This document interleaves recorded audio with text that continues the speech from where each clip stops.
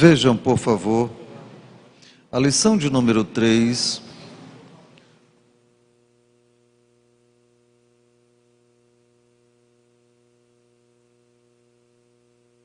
Nós estamos trabalhando o Espírito Santo, divino companheiro, consolador e mestre. A lição de número 3, o assunto foi as representações do Espírito Santo.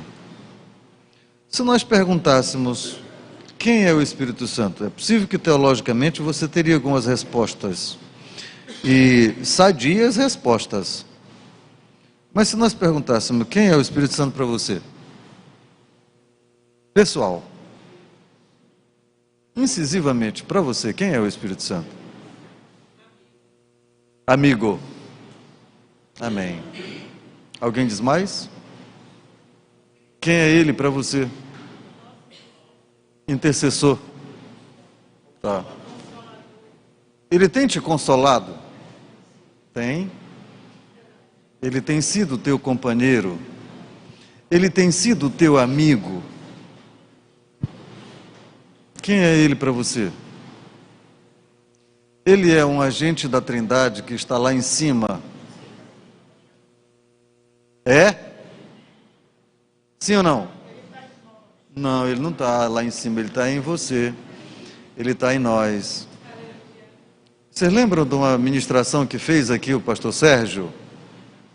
E ele disse assim: no Antigo Testamento, Deus estava sobre nós, ou o Espírito Santo estava sobre nós.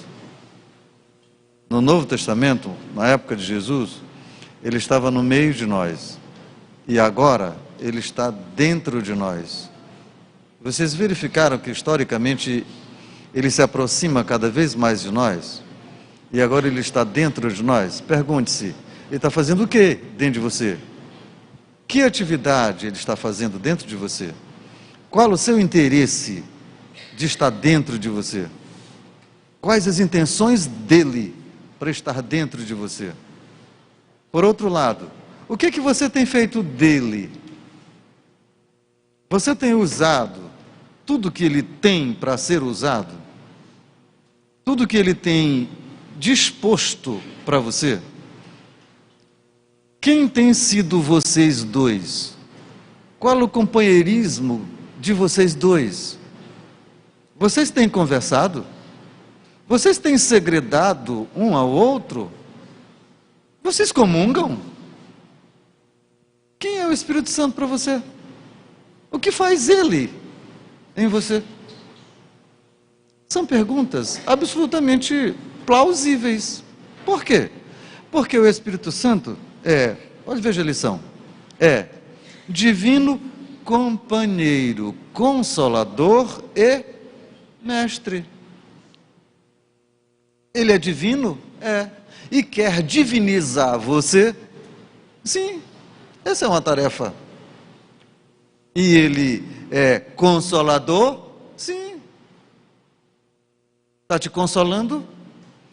Consolando não é apenas, ou consolar não é apenas passar as mãos nas tuas costas a partir de uma tristeza, fazer arrancar o choro dos teus olhos. Não é só isso. Assim como o companheiro também não é só estar do teu lado. Não. Então, o que vocês têm feito junto? Qual a história que vocês têm construído juntos? Veja, o Espírito Santo é quem cuida da igreja hoje. Então a história da igreja hoje perpassa pelo Espírito Santo. A propósito, a história da igreja hoje, e a gente às vezes pensa, a igreja então é um segmento. A igreja, que é a igreja? É você. Então é a igreja que dirige, ou melhor, ele que dirige a igreja, é ele que dirige você. Você é a igreja. Não tem igreja sem você. Você é indivíduo, entretanto, agora deixou de ser. Você é a igreja.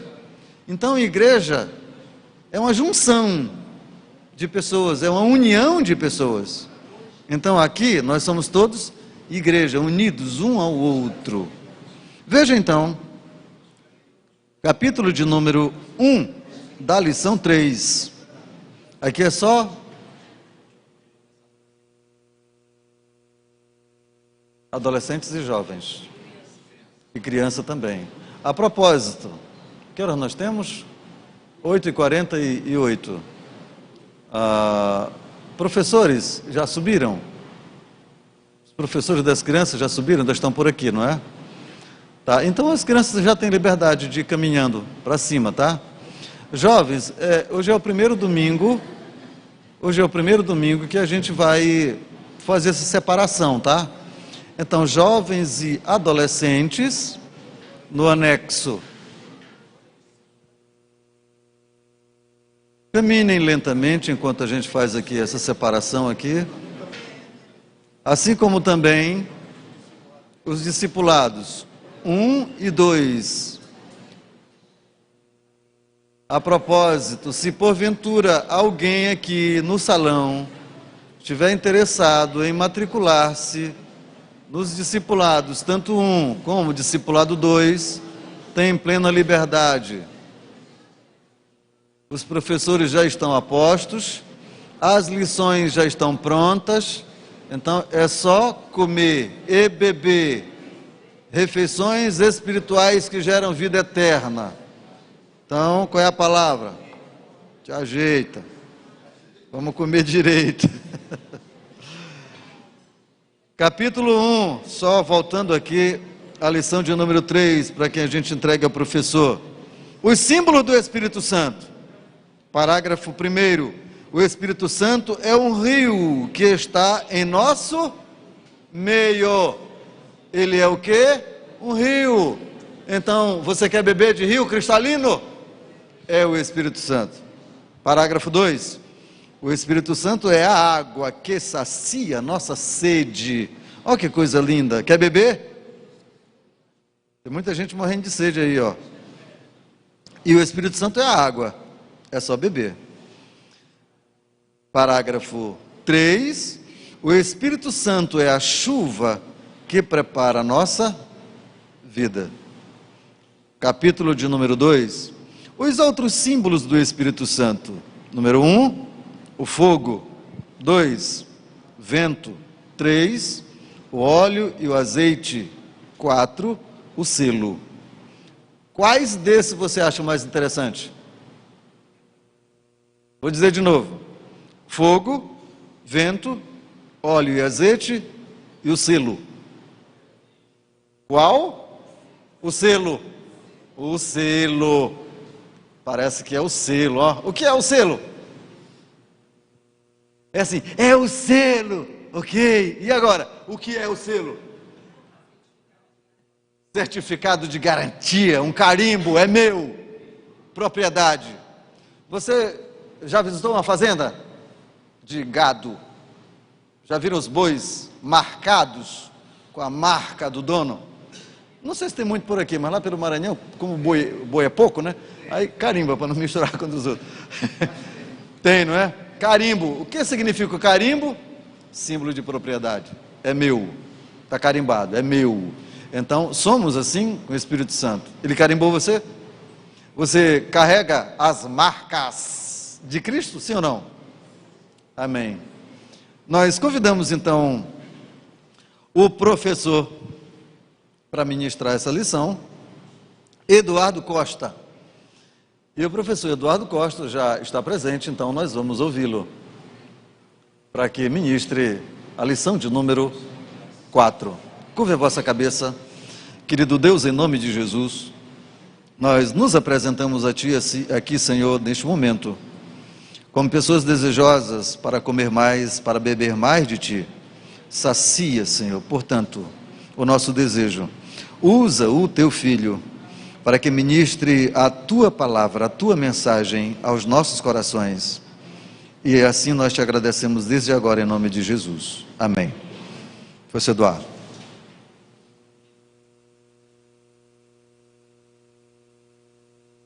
Está na mídia? Tá bom.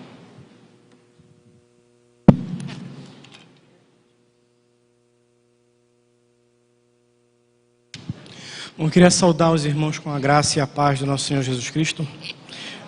Dizer da enorme alegria de poder compartilhar uma lição que eu acho que é extremamente interessante, rica, profunda, que fala aos nossos corações.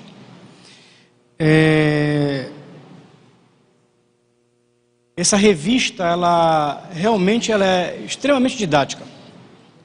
E antes de qualquer coisa, eu gostaria de enfatizar um pouco a importância da escola bíblica dominical para a vida cristã. Infelizmente, algumas igrejas estão perdendo o hábito, o costume de realizar escolas bíblicas dominicais. Algumas igrejas estão adotando a prática contemporânea de realizar um culto de manhã e um culto à noite, dando a liberdade para a membresia escolher se vem no culto da manhã ou se vem no culto da noite. E deixa o estudo da palavra, muitas vezes, para momentos como células, ou reuniões familiares, grupos familiares, mas que não necessariamente dão a devida ênfase ou a profundidade em assuntos teológicos. E aí você começa a ter uma geração formada em doutrinas superficiais da Bíblia e todo um desvirtuamento teológico que vem acontecendo em algumas igrejas. E eu digo que eu sou batista de formação, me criei numa igreja batista e me converti com 10 anos de idade e passei minha adolescência, minha infância a partir dos 10 anos de idade, adolescência, indo todo domingo para a escola bíblica dominical. E naquele momento talvez eu não tivesse a maturidade, a sabedoria para entender a importância daquilo. Somente na minha vida adulta, quando passei a ser confrontado com questões de ordem filosófica, de ordem teológica, de ordem apologética, é que eu fui entender que aqueles fundamentos da escola bíblica dominical fizeram toda a diferença e eu me manter fiel às Escrituras. Então, estudar a palavra, estudar as Escrituras é um ponto fundamental para a saúde cristã, mas sobretudo para a vida íntima e relacional com Deus. Todos nós aqui, ou pelo menos eu acredito que todos nós somos salvos, remidos pelo sangue do Cordeiro, aceitamos Jesus como Senhor e Salvador da nossa vida. Esse é um primeiro passo na vida relacional com Deus. O segundo passo na vida relacional com Deus é conhecer esse Deus. E onde que esse Deus se manifesta? Nas Escrituras. Esse Deus se manifesta na sua palavra. Então a Bíblia, ela é o quê? Ela é uma revelação progressiva. A Bíblia é uma revelação progressiva que Deus deu para a humanidade. Toda doutrina cristã, portanto, somente pode ser construída com base na Escritura. Toda doutrina que não tem fundamento bíblico, ela é apócrifa. Ela não tem validade. Então, sempre que vocês ouvirem uma doutrina, busquem testificar essa doutrina na palavra. Terceiro ponto.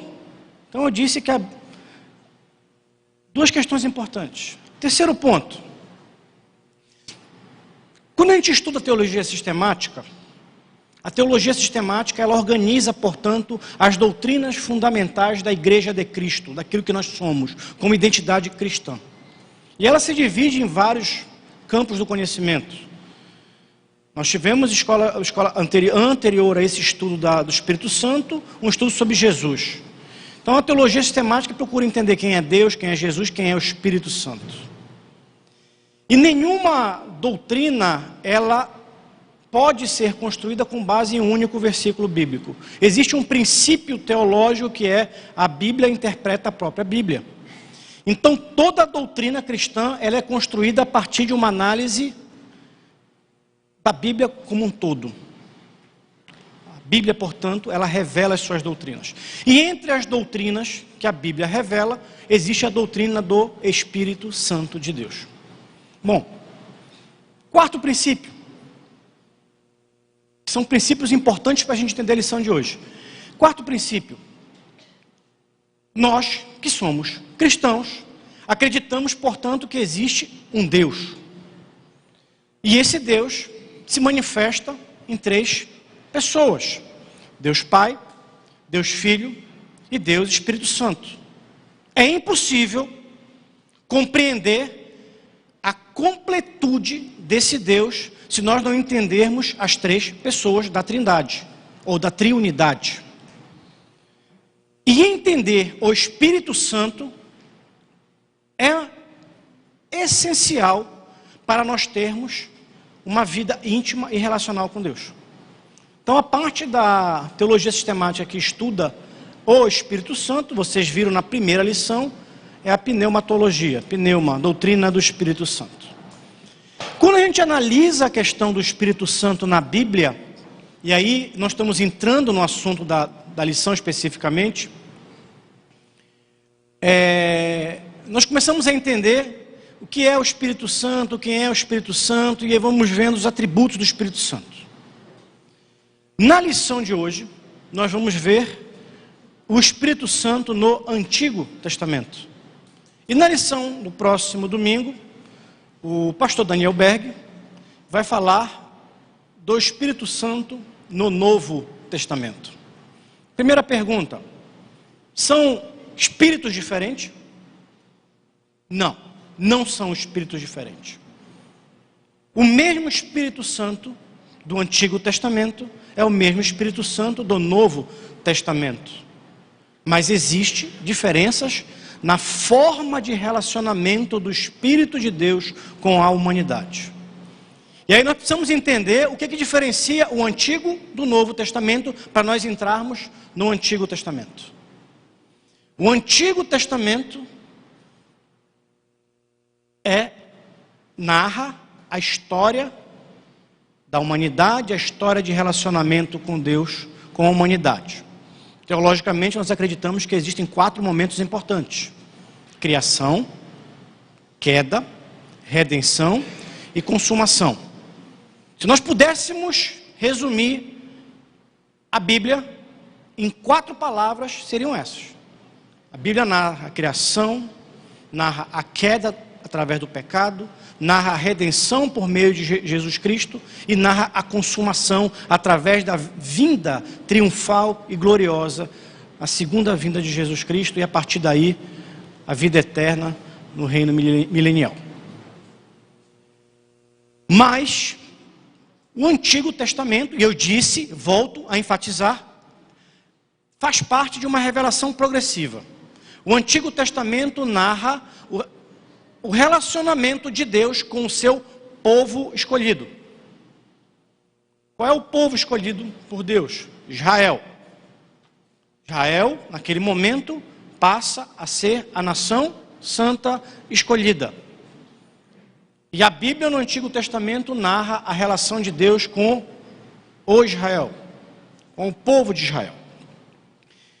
Existe um texto áureo que está, não sei se tem alguém que está lá me ouvindo, mas Zacarias 7,12, que está aqui no livrinho de vocês, todo mundo está com o livrinho na mão, página 27, que diz o seguinte, se vocês puderem me acompanhar no livrinho: sim, fizeram seu coração duro, como diamante, para que não ouvissem a lei, nem as palavras que o Senhor dos Exércitos enviara pelo seu Espírito, mediante os profetas precedentes, de onde veio a grande ira do Senhor dos Exércitos.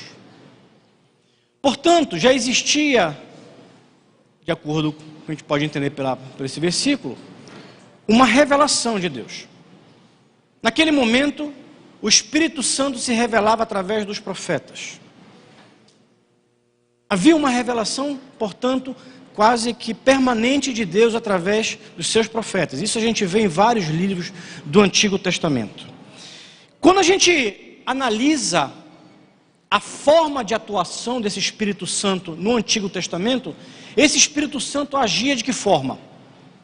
Basicamente de 3 formas: vocacionando, capacitando e também a gente pode dizer que ele encorajava os fiéis, os crentes, a determinadas atitudes. Qual é o nosso objetivo hoje? Fundamentalmente entender, primeiro, que o Espírito Santo ele atuou por todo o Antigo Testamento. Segundo principal objetivo, nem sempre essa ação era plenamente visível, perceptível. Nós fazemos inferência, muitas vezes, da ação do Espírito Santo através da vida de algumas pessoas.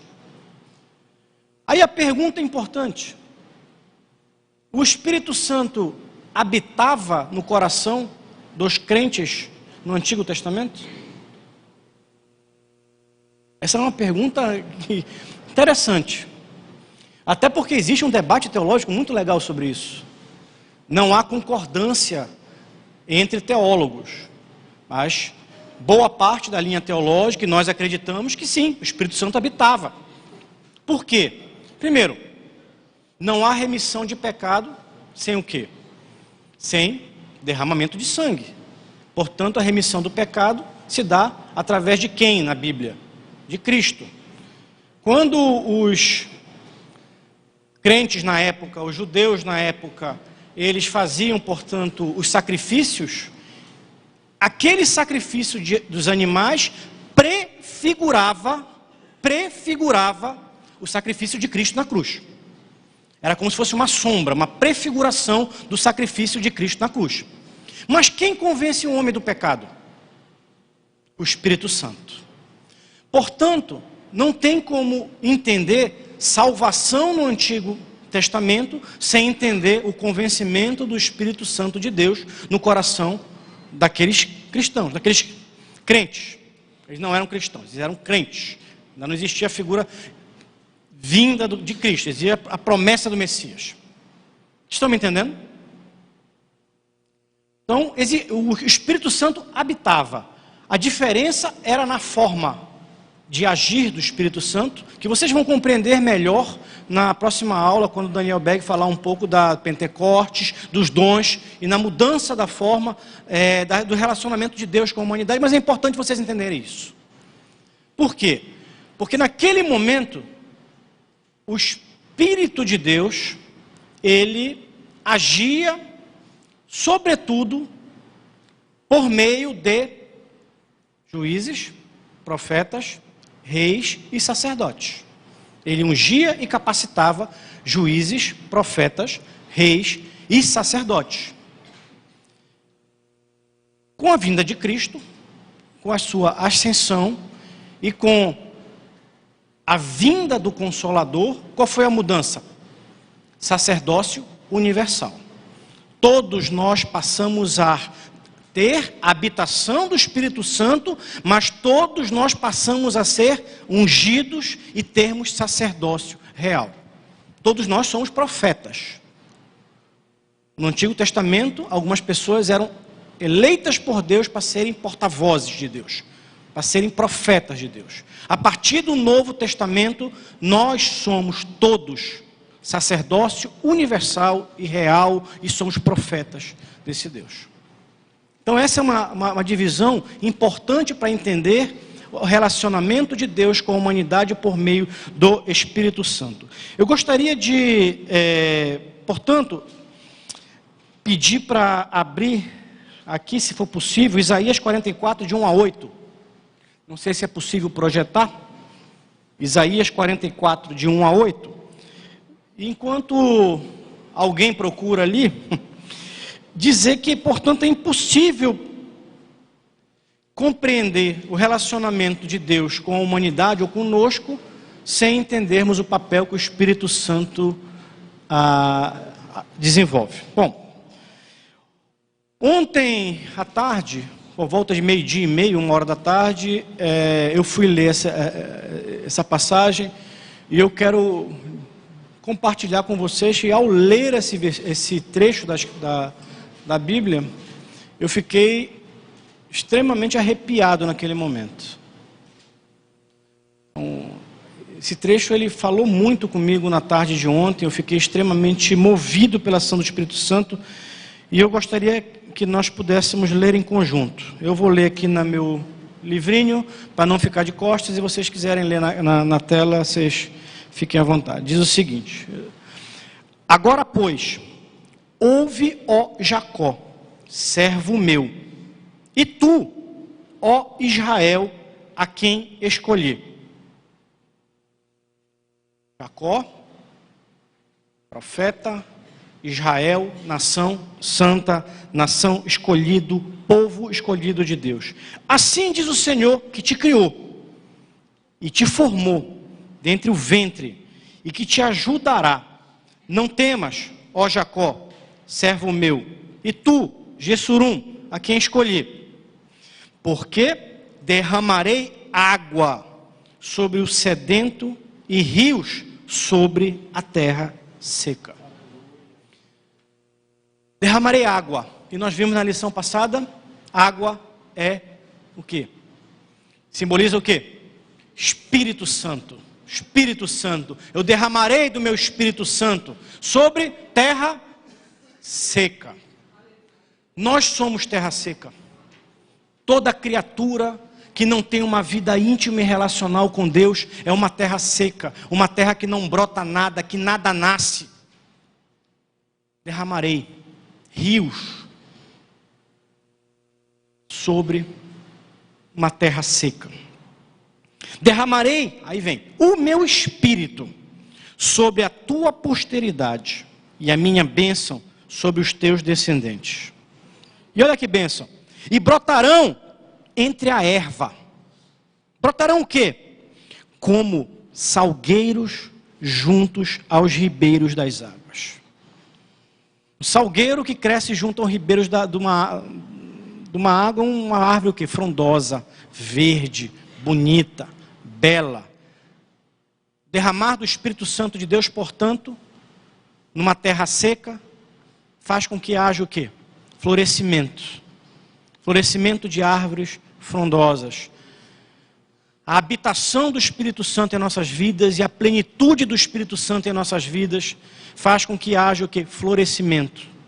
Não tem como nós florescermos se nós não tivermos, portanto, o Espírito Santo e o derramar desse Espírito Santo sobre a nossa vida.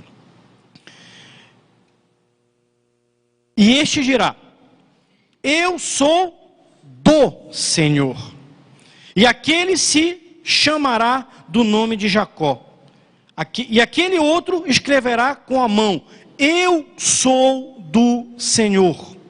E por sobrenome tomará o nome de Israel. Você é do Senhor? Você é da Israel celestial, nação santa, povo escolhido de Deus? Eu tenho uma notícia para te dar à luz da Bíblia. Se você é nação santa, povo escolhido de Deus, Israel de Deus, mediante a crença em um Deus altíssimo e um Redentor que morreu numa cruz por você, há uma promessa de um derramar do Espírito Santo em nossas vidas e na sua vida. Mas há uma promessa de uma superabundância. Há uma promessa do florescimento. Há uma promessa do crescimento. Assim diz o Senhor, Rei de Israel, e seu Redentor. Redentor é aquele que redime, que restaura. O Senhor dos exércitos, eu sou o primeiro e sou o último, e fora de mim não há Deus. Fora de mim não há Deus. Então, não adianta a humanidade querer buscar múltiplos conceitos sobre Deus. Só existe um Deus, só existe um único Deus, só existe um único Criador. Assim crê aquele que crê nas Sagradas Escrituras. E quem chamará como eu e anunciará isso e porá em ordem perante mim, desde que ordenei um povo eterno? Este que anuncia as coisas futuras e que ainda hão de vir. Não vos assombreis, nem temais, porventura desde então não vou-lo fiz ouvir e não vou-lo anunciei? vós sois minhas testemunhas. Há outro Deus perante mim? E aí ele responde, não há outra rocha que eu conheça. Não há outra rocha que eu conheça. Bom, quando nós passamos para a leitura do Antigo Testamento, e uma leitura focada, portanto, no olhar do Espírito Santo de Deus no Antigo Testamento, é possível compreender que esse Espírito Santo, ele age de múltiplas formas. Então nós temos aqui no Antigo Testamento, quem já fez o curso de Bereanos aqui, por exemplo, sabe que nós podemos dividir o Antigo Testamento em alguns agrupamentos de livros. O Pentateuco, livros históricos, poéticos e os livros proféticos. Então aí na página 28 de vocês, nós vamos começar a ver a forma como esse Deus se manifesta nesses livros. Obviamente, não é um estudo exaustivo, mas nós vamos aqui pontuar os elementos centrais. Bom, primeiro livro da Bíblia, Pentateuco. Primeiro livro da Bíblia, Gênesis. O que nós podemos ver em Gênesis em relação a Deus? Deus, ele é o quê? O Criador. Ele é o Criador de todas as coisas. Ele é o Criador do universo. Em Gênesis 1:2, diz, portanto, que o Espírito de Deus se movia sobre a face das águas. Olha só, infere-se que o Pentateuco foi escrito por Moisés. E nós acreditamos que a Bíblia, ela é o quê? Inspirada por Deus. Não é isso? Nós cremos que a Bíblia é inspirada por Deus. Se a Bíblia é inspirada por Deus, portanto, Deus inspirou o escritor, que infere-se nos estudos teológicos, que teria sido Moisés a escrever o Pentateuco. Portanto, olha que revelação. E o Espírito de Deus se movia sobre a face das águas. Havia um Deus Criador, mas esse Deus Criador não fez sozinho. Por quê? Porque ele é triunitário.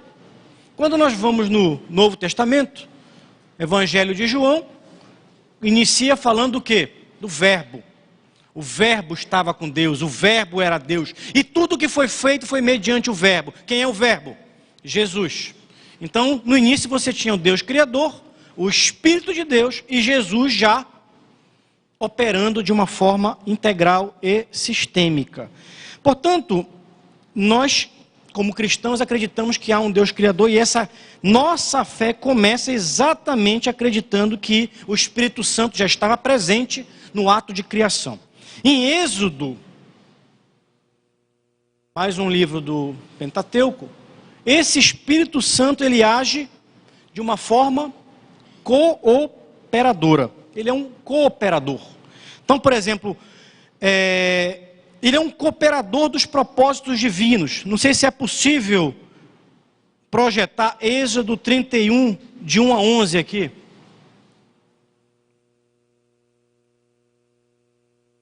É possível?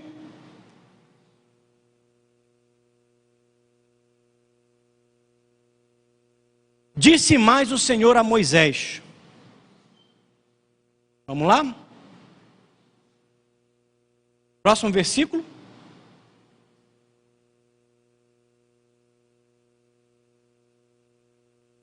Rubens, Simeão, Levi e Judá.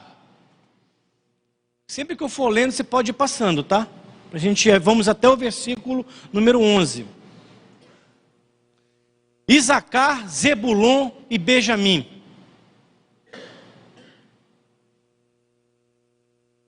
Eu vou abrir aqui na Bíblia, eu acho que é mais rápido. 31. Dan, Naphtali, Gade e Asser. Todas as pessoas, pois, que descenderam de Jacó foram 70. José, porém, estava no Egito. Faleceu José e todos os seus irmãos e toda aquela geração. Está narrando a ida do povo de Israel para o Egito. Mas os filhos de Israel foram fecundos e aumentaram muito e se multiplicaram e grandemente se fortaleceram, de maneira que a terra se encheu deles. multiplicação do povo de Israel no Egito. Entrementes, se levantou um novo rei sobre o Egito, que não conhecera a José. E disse ao seu povo: eis que o povo dos filhos de Israel é mais numeroso e mais forte do que nós. Não, desculpa, querido, você mudou. É Êxodo 31, de 1 a 11.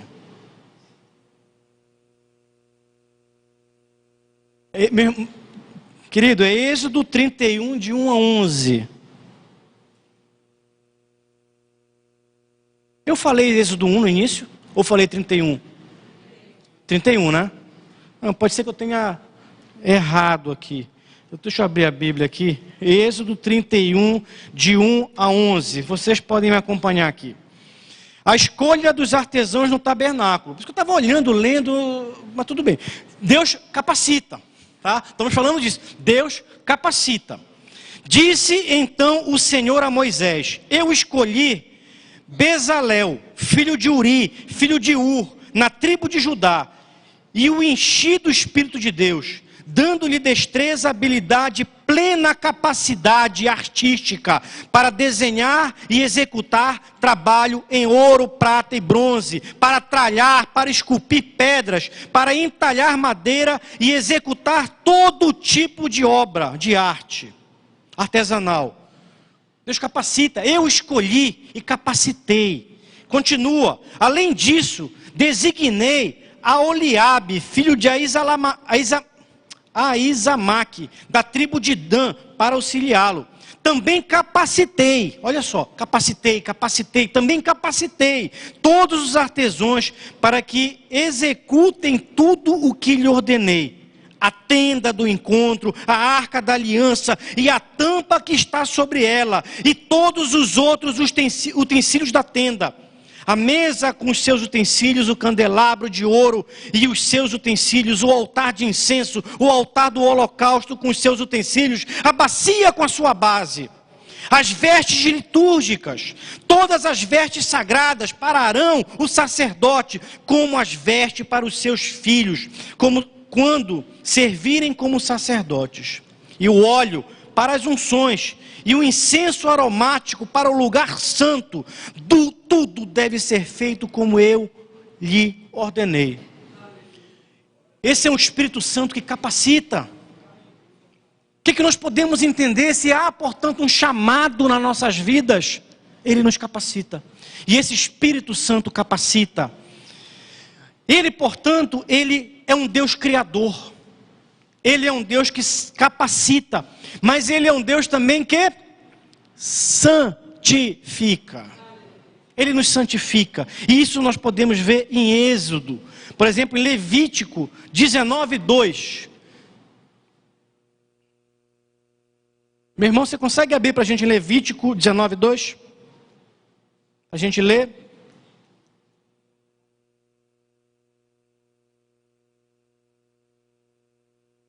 Eu vou ler para vocês aqui. Levítico 19, 2 diz. 19, 2.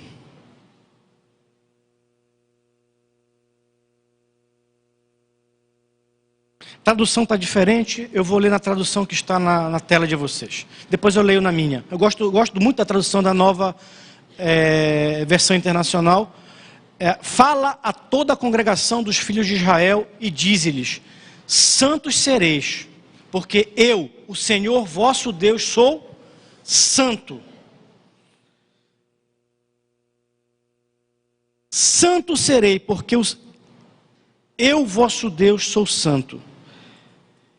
Na minha versão diz: diga o seguinte a toda a comunidade de Israel: sejam santos, porque eu, o Senhor, o Deus de vocês, sou santo. Isso é uma ordenança. Isso é uma ordenança para as nossas vidas. Sejam santos. Ser santo significa o quê? Fuja do pecado, fuja do erro. Santidade, portanto, é uma meta para todo cristão. Nós somos santos porque nós somos remidos. Mas ao mesmo tempo, nós somos pecadores, porque nós precisamos da graça desse Deus maravilhoso, desse Deus altíssimo. Certamente, todos nós, ao longo dessa última semana, cometemos algum pecado, algum erro, alguma falha. mas mediante a graça nós fomos remidos desse pecado, fomos perdoados, e mediante o derramamento do sangue de Cristo, nós fomos perdoados. Mas quem convence o homem do pecado? O Espírito Santo. Portanto, quando você peca, que você erra, que aquela voz no teu subconsciente diz: você errou, você pecou, você não devia ter feito isso. Aquilo, quem é aquilo ali? É o Espírito Santo de Deus te incomodando, te admoestando: não faça mais isso, isso é errado, isso está longe, portanto, dos padrões divinos, que é um padrão de quê? De santidade. Novamente em Números e Deuteronômio, nós vemos esse Deus que capacita. Nós vemos, depois vocês podem ler em casa, é uma passagem muito grande, de vocês lerem os capítulos 5 a 10 de Números, você vai ver que esse Deus é um Deus que capacita. Novamente ele age capacitando. Mas eu gostaria de pedir para que abrisse em Números 27, 18. Números 27, 18.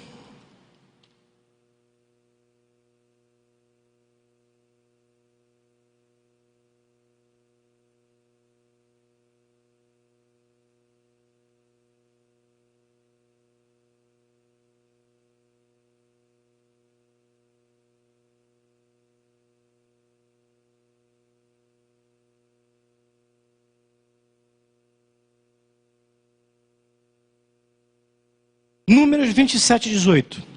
Disse o Senhor a Moisés: toma Josué, filho de Num, homem em quem há o Espírito Santo, e impõe-lhe as mãos.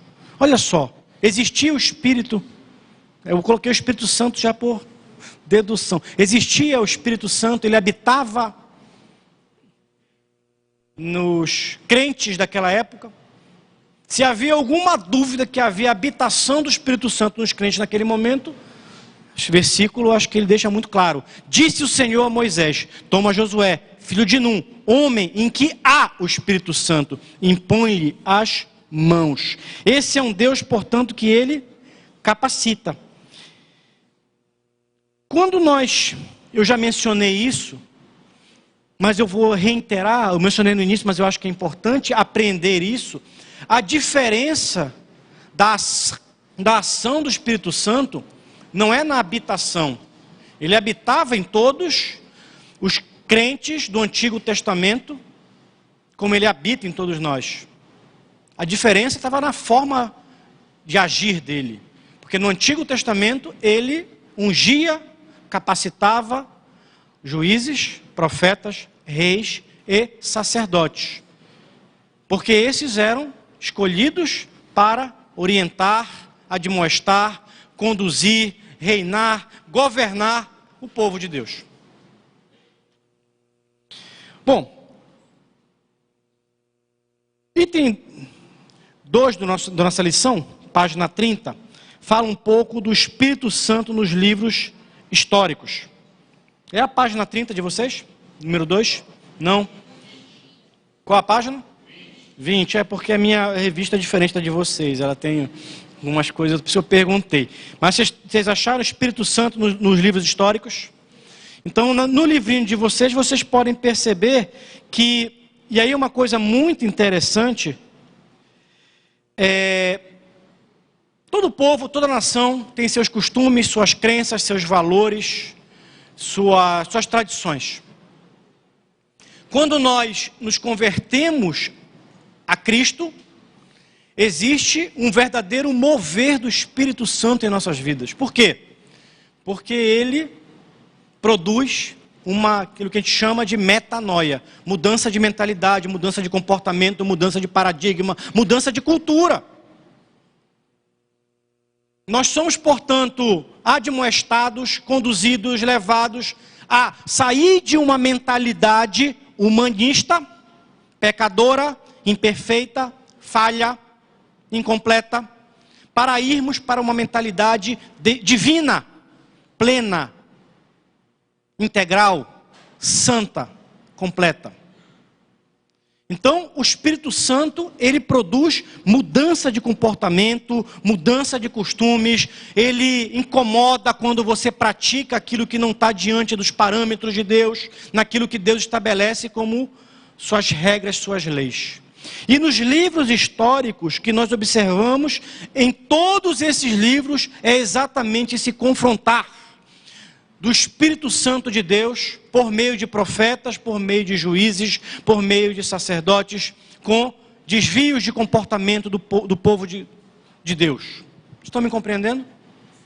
Então, o tempo todo há a narrativa de erros e correções. Erros e correções mediante a ação do Espírito Santo. E aí, a gente, como eu disse, a gente pode ver que a obra do Espírito Santo se vincula fundamentalmente à ação de reis e profetas. Nós podemos aqui exemplificar, por exemplo, através de Elias e Eliseu. 1 Reis 18:2. É possível abrir 1 Reis 18:2?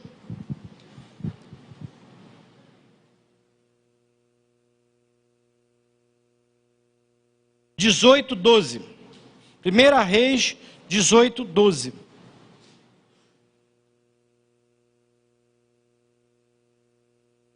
Olha, eu acho que isso é um boicote, porque todas as vezes que os outros vêm aqui, quando ele pede o texto, é rapidinho. Hã?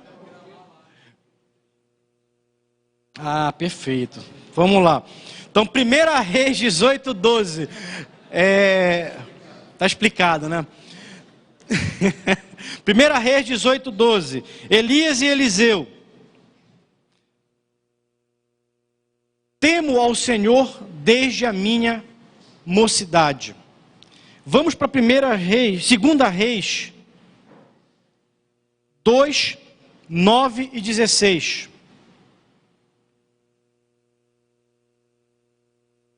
Bom, vou fazer um convite a vocês aqui. Vocês têm a lição, vocês têm os versículos na lição. Eu vou mencionar e vocês em casa, vocês podem acessar o versículo e testificar o que eu estou dizendo. Então, o Espírito agiu na vida dos profetas, Elias e Eliseu. Você tem os 2 versículos ali. O Espírito entrou em Amassaí para animar o rei Davi e lhe dar forças diante da dificuldade. Esse é um Deus que anima, que encoraja.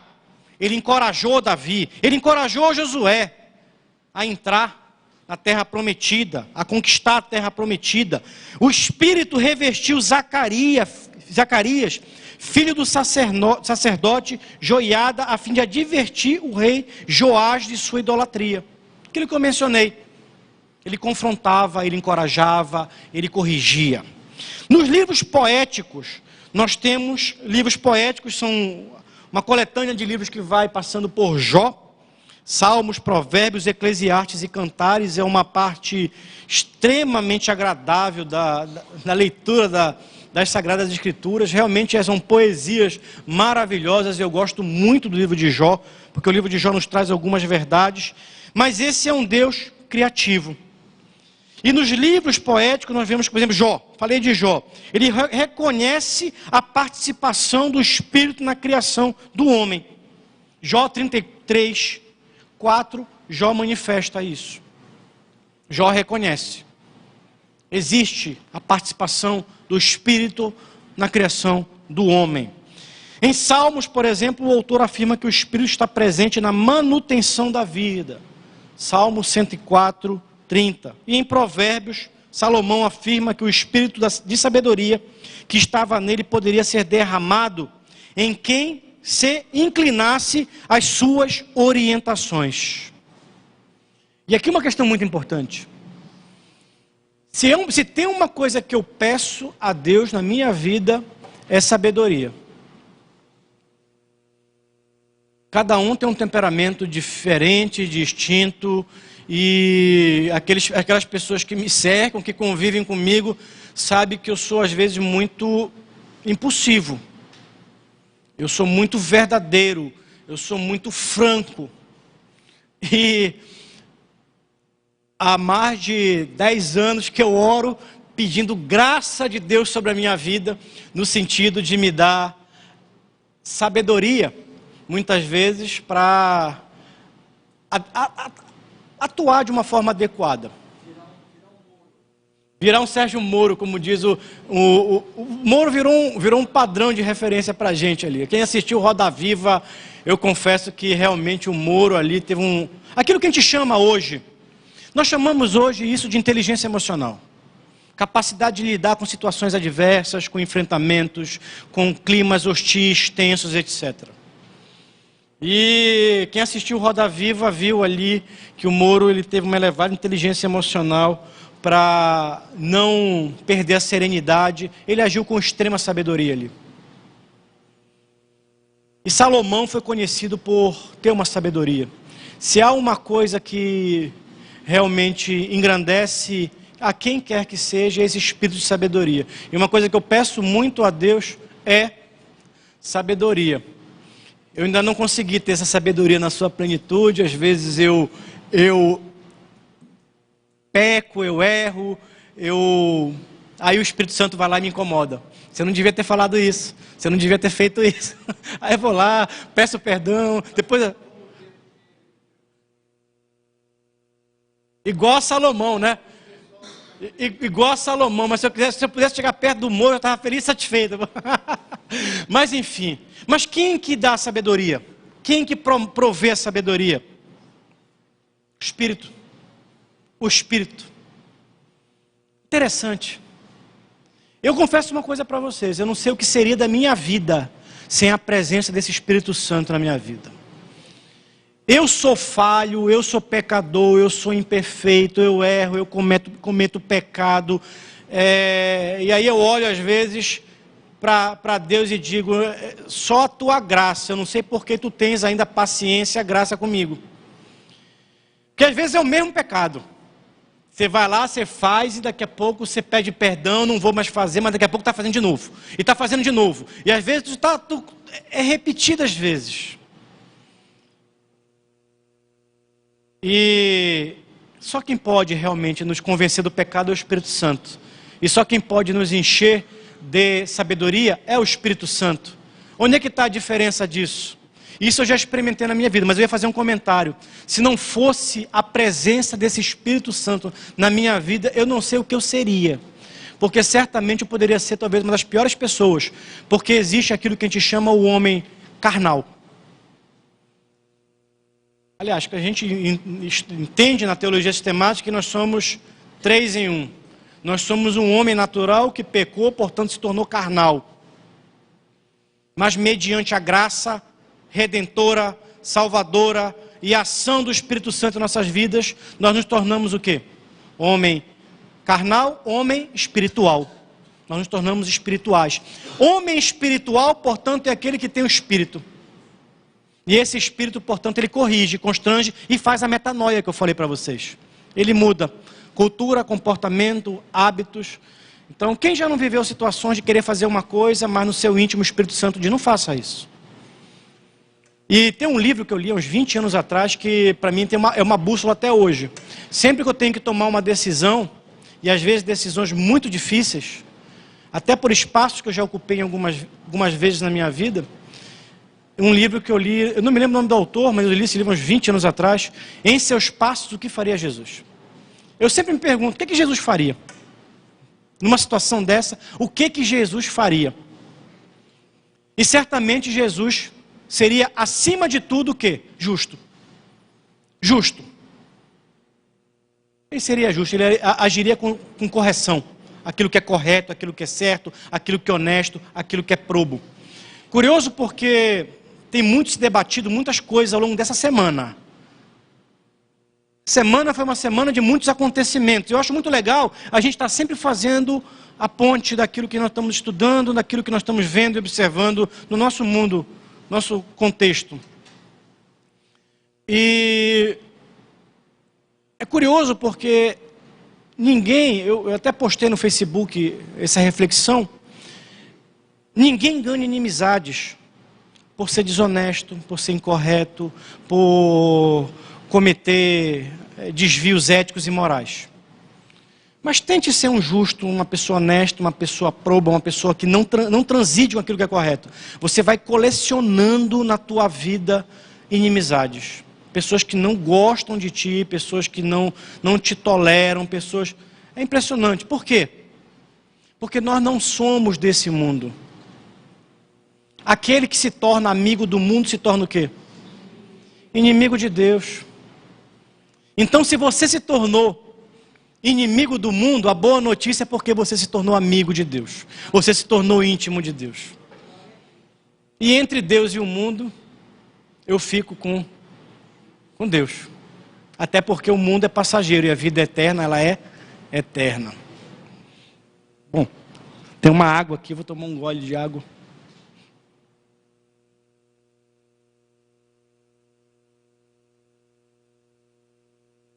Mas uma coisa interessante, quando nós caminhamos para o item número 4, nós já estamos caminhando para o final dessa lição, e foi uma coisa que não foi combinada, uma coisa que foi uma coincidência, aliás, foi uma Jesuscidência. No domingo passado, eu estava ali, do lado do Daniel Berg ali, e o pastor Max terminou a lição de manhã, eu estava conversando, o pastor Max virou para mim, para o Daniel, olha, próximo domingo é você, Eduardo, e no outro é o Berg. E assim, eu não sabia nem, eu não tinha lido a lição. Então, quando eu fui ler a lição, que eu estava lendo a lição, aliás, eu fui ler essa lição ontem à tarde, até porque essa semana foi uma semana extremamente intensa na minha agenda de trabalho. Quando eu li esse ponto 4, foi uma Jesuscidência.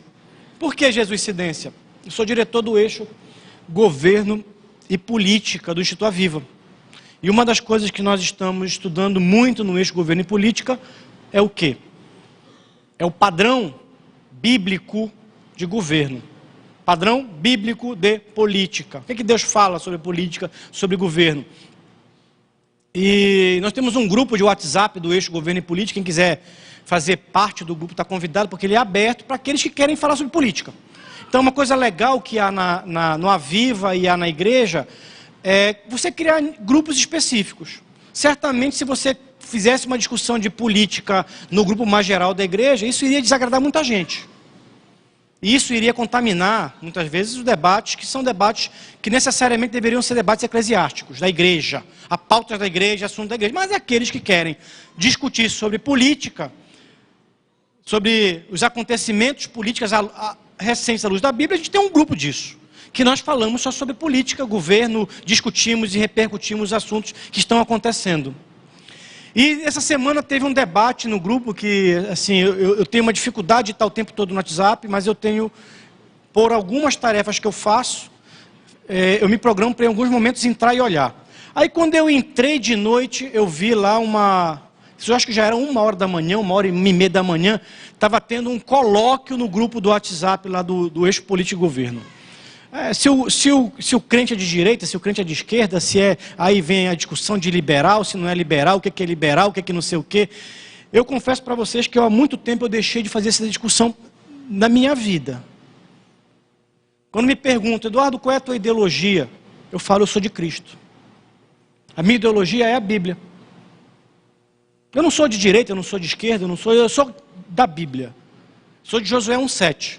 Depois vocês leem Josué 1,7. Não se desvie nem para a direita nem para a esquerda, mas fique atento para as coisas do alto. É isso. O cristão não é de direita, de esquerda, o cristão é bíblico. O cristão exerce, portanto, o quê? Uma cosmovisão bíblica. Agora cabe ao cristão testificar na Bíblia aquilo que está acontecendo. Na política, por exemplo, o que a política fala sobre tal coisa? O que a Bíblia fala sobre isso? Nós vamos ter, vocês estão convidados, aqui era só na verdade, um comentário para participar das reuniões que nós temos do eixo Governo e Política. Mas, quando a gente vai nos livros proféticos, aí sim, a gente percebe que existe uma admoestação para nações. Aliás, tem um erro que as pessoas cometem, não vou dizer que é um equívoco, eu diria que é talvez uma visão incompleta. É entender, A Bíblia é um manual de relacionamento individual com Deus. É um manual de conduta individual com Deus. É o manual do cristão.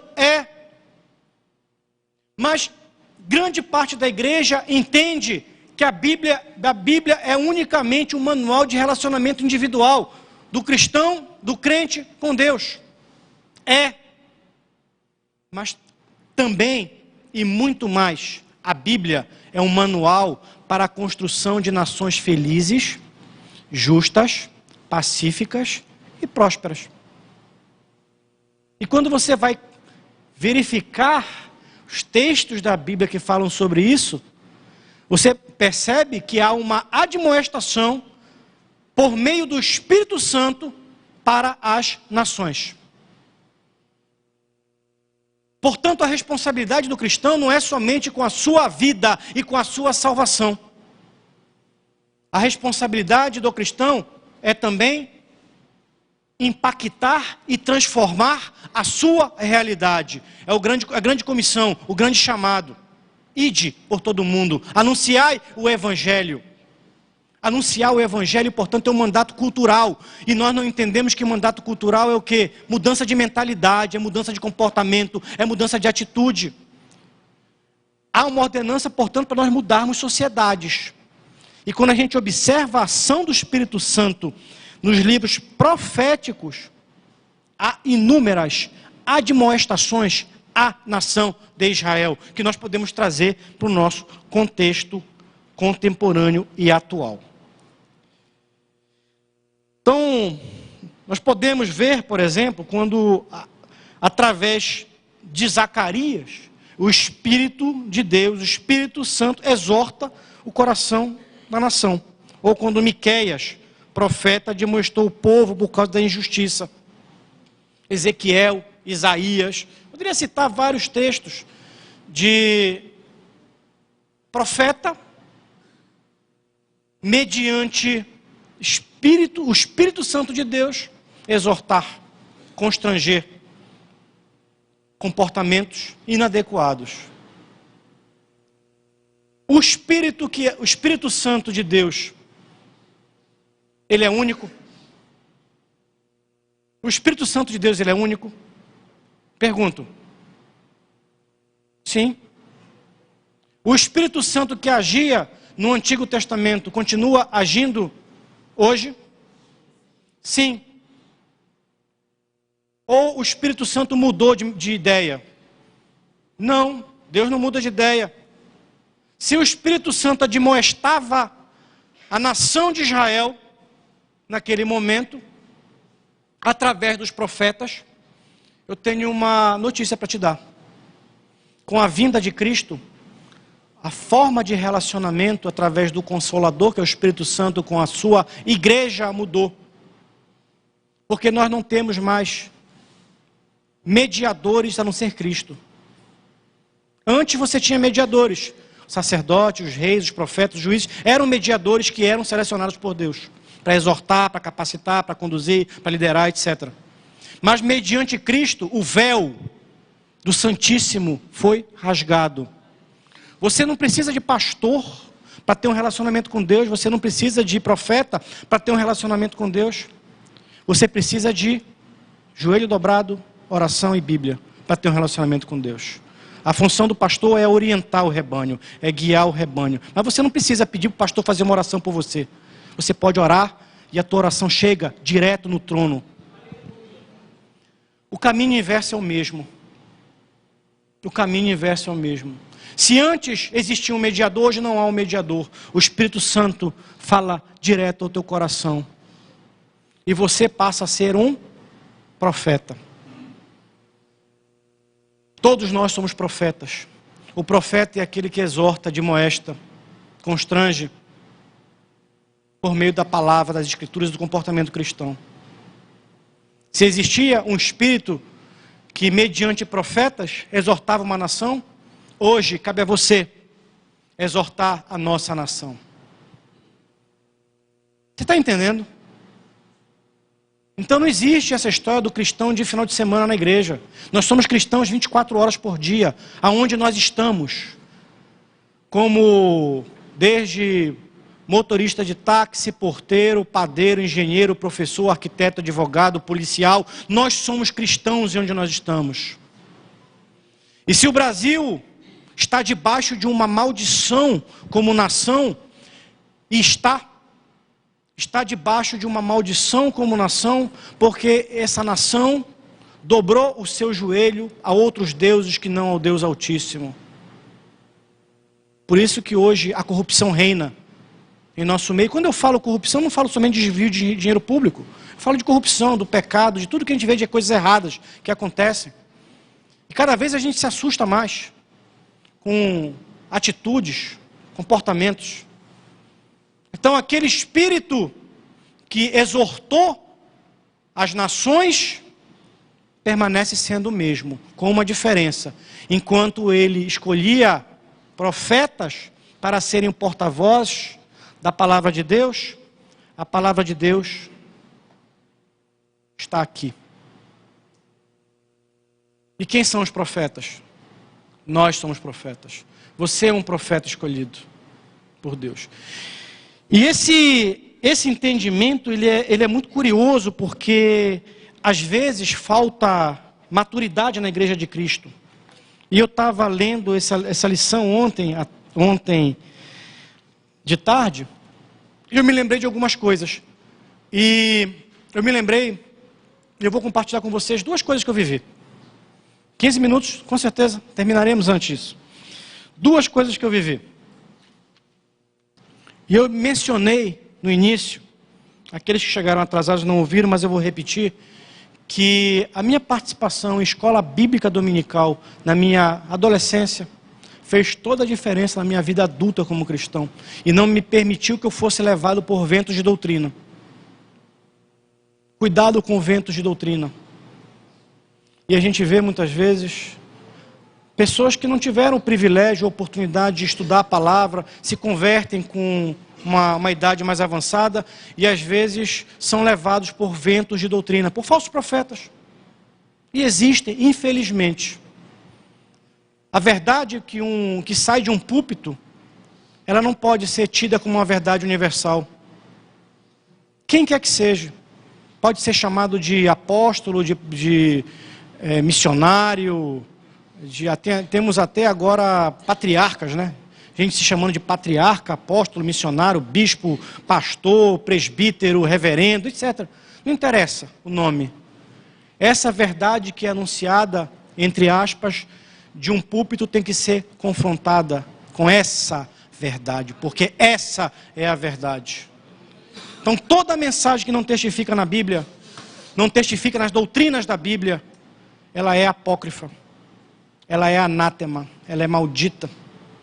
Daí a importância de nós estudarmos e termos escolas bíblicas dominicais, para não permitirmos sermos levados por falsos ventos de doutrina, ou caminhemos como cristãos imaturos. Eu morei durante 5, quase 6 anos em Campinas. Fui fazer o meu mestrado, depois eu fiz o meu doutorado na Unicamp. E eu frequentava uma igreja em Campinas. E participava de um grupo de jovens na igreja. E é curioso como acontecem os modismos na igreja de Cristo. Coisas que às vezes viram moda em determinado momento. Todo mundo vai... Aí tinha umas modas que era muito curioso naquele momento. Uma moda era as pessoas ligarem para determinados profetas ou profetisas por telefone. Aí se descobria que tinha uma fulana, um fulano de tal, que tinha um dom da profecia. Aí a pessoa queria uma revelação de Deus, aí ligava para aquela pessoa que ninguém não conhecia pessoalmente, mas era assim, fulano que ligou, que conheceu, que ligou para ciclano, que ligou para não sei quem, que falou, aí corria o telefone da fulana de tal, profetisa de Deus. Aí a moda era ligar para essa profetisa de Deus, eu precisava tomar uma decisão na minha vida. Eu faço assim ou assado? A pessoa ia ligar para a profetisa de Deus. Eu não estou dizendo que o Deus não use profetas, usa. Mas nós não podemos banalizar a forma de relacionamento de Deus com a sua igreja. Como é que Deus fala com a igreja? Através da palavra. Como é que o Espírito Santo de Deus fala com você? Através de uma vida íntima e relacional com o Espírito Santo. A Bíblia fala que na multidão de conselhos há sabedoria. Você vai tomar uma decisão? Procure seu líder, procure seu pastor, busque conselhos, sim. Mas acima de tudo, ore. E peça para o Espírito Santo testificar no seu coração. Mas não haja de uma forma infantil, querendo buscar atalhos, ligando para fulano, ciclano ou beltrano. E muitas pessoas que fizeram isso tomaram decisões depois que viram que foram equivocados. E não era Deus falando. Hoje nós observamos em algumas igrejas e algumas coisas muito esquisitas. Eu confesso para vocês que eu tenho muita dificuldade de enxergar e compreender algumas coisas em algumas igrejas. Agora tem uma moda numa determinada igreja que é a unção da bola de futebol. Não sei quem já viu isso aqui. Alguém já viu isso aí? Até brincaram na internet que iam chamar o Ronaldinho Gaúcho para ser o apóstolo da igreja. Que agora é o seguinte, tem uma igreja agora que Gente, eu ri que só quando vi isso. Até mandei para o pastor Filipe nem me respondeu, acho que ele viu e não gostou, desconsiderou, etc. Eu mandei para ele dizer assim, eu achava que eu já tinha visto de tudo na igreja. Aí o pastor da igreja pega uma bola de futebol, aí faz uma fila de diáconos, presbíteros, que vão tentar tirar a bola deles. Quem já viu esse vídeo aqui? Aí o cara vem, aí o pastor não tinha habilidade nenhuma com a bola. Mas o presbítero chegava do lado, já se jogava para o outro lado, e já ia aquele cai-cai da bola. Gente, nós não podemos tornar o nosso evangelho, o nosso Deus, alvo de chacota, de galhofa, e ridicularizar o nosso evangelho. Nós não estamos aqui para promover espetáculos. O maior espetáculo que Deus pode fazer numa igreja é a salvação de uma alma e a conversão de um crente, mediante o Espírito Santo. Acontece isso porque, talvez, falta de conhecimento das doutrinas bíblicas. E a segunda história, na mesma época, no mesmo período, era uma coisa muito parecida. Virou moda você ir para alguns lugares que ia ter a profeta ou a profetisa presente. E eu sempre tive uma desconfiança com isso, porque eu digo uma coisa para você, meu irmão. Se você tem uma dúvida, se você tem uma inquietude, procure seu líder, procure o seu pastor, porque há sobre a vida dele uma responsabilidade sobre a sua vida, e há uma autoridade na vida dele relegada pelo Espírito Santo sobre a tua vida, e há uma responsabilidade. Não vá buscar conselhos fora da igreja, com quem quer que seja. Se Deus estabeleceu um ungido para ser o pastor, ou o teu líder, procure ele. E eu via naquele momento que as pessoas não estavam mais buscando em algumas igrejas a orientação pastoral, porque tinha a tal da reunião com o profeta, com a profetisa, não sei o quê. E a juventude da igreja que eu participava resolveu ir para essas reuniões. Eu não ia, mais uma vez eu resolvi ir, porque me insistiram tanto para eu ir, aí eu fui para assistir aquilo. Cheguei lá, tinha numa casa, tinha um salão grande, tinha uma profetisa lá. Lá vem ela de dentro com aquele rodando, não sei o quê, e parará, e eu olhei assim, eu falei, misericórdia. E naquele momento eu comecei a entrar em oração. E o Espírito Santo de Deus falou uma coisa no meu coração. Disse duas coisas. Isso não é de Deus, isso não é de Deus, não é da minha parte. E naquele momento, o Espírito Santo falou para mim, essa moça, ela tem uma relação com um terreiro de Umbanda. E eu virei para duas pessoas que estavam do meu lado, eu falei, essa moça ela é ubandista. Ou ela vem da Umbanda.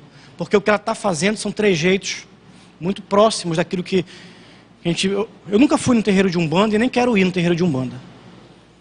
Mas a gente estuda, a gente lê, a gente vê televisão, a gente sabe algumas coisas. E é impossível não fazer relações quando a gente vê coisas muito características.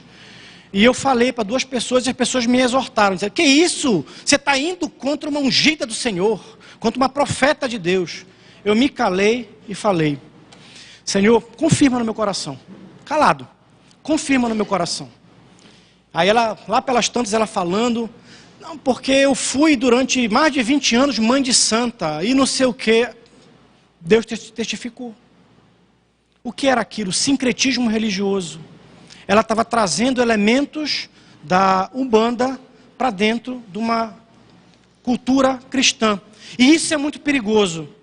Por que isso é muito perigoso? O sincretismo religioso é muito perigoso. Pessoas que muitas vezes se convertem ao Evangelho, ainda não são devidamente tratadas, ainda não são plenamente convertidas, muitas vezes são alçadas a lideranças na igreja. E às vezes começam a misturar coisas diferentes. E geram falsas doutrinas, geram comportamentos muitas vezes fora do Evangelho. Então, esse Espírito Santo, ele, de um lado, ao mesmo tempo em que ele admoesta nações, eu volto a dizer, é impossível nós construirmos e consolidarmos uma nação feliz, justa, pacífica, próspera, sem que o povo de Deus compreenda que nós somos chamados a exercer um mandato cultural, como profetas. Ao mesmo tempo, esse Espírito Santo de Deus não permite com que haja um desvio daquilo que é santo, daquilo que é um padrão cultural da igreja. Isso nós aprendemos nos livros proféticos. Essas são grandes lições que nós vemos nos livros proféticos. Conclusão.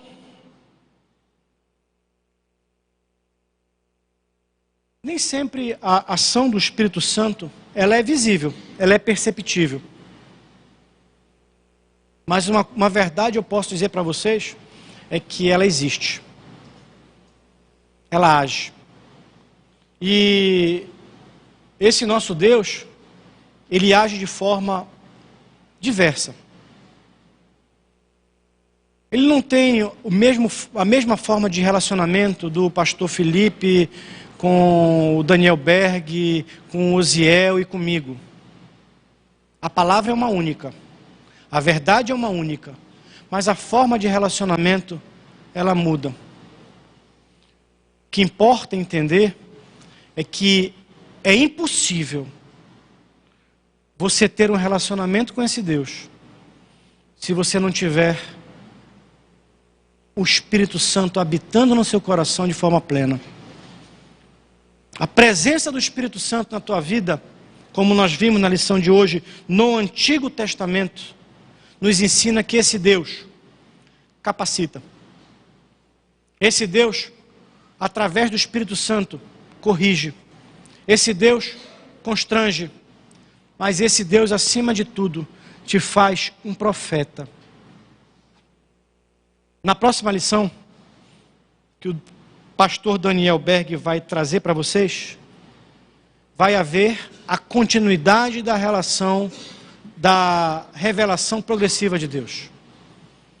Com a vinda de Cristo, com a sua morte numa cruz,